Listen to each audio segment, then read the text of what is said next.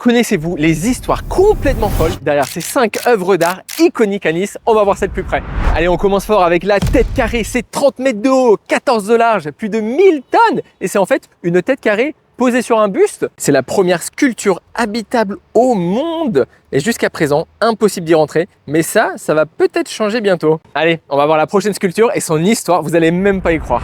En 1956, cette sculpture a choqué tous les habitants de Nice. C'est Apollon. Et devinez pourquoi? C'était à cause de la taille de son qui était trop généreux. C'était tellement choquant qu'elle a carrément été retirée et le sculpteur a sorti le marteau et les ciseaux et il a mutilé sa propre création. Mais ça ne suffisait pas à la remettre. Aujourd'hui, elle est de retour et franchement, je ne comprends pas trop l'engouement.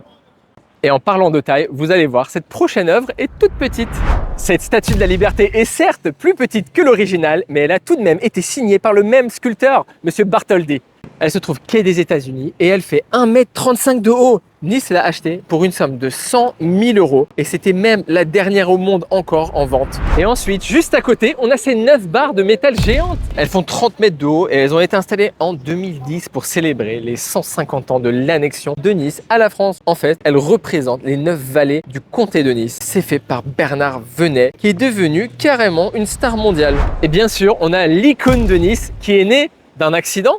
En fait, c'est un client qui passe commande auprès de Sab, l'artiste. Elle dessine, s'inspire des chaises bleues de la prom et en fait, elle fait une erreur de perspective. Elle ne s'en rend compte que plus tard et cette erreur devient l'icône la plus photographiée de la Côte d'Azur. Voilà, c'était 5 lieux, 5 histoires dans la ville de Nice, la meilleure ville de France et peut-être même du monde. Maintenant, dites-moi en commentaire quelle est votre œuvre d'art préférée à Nice.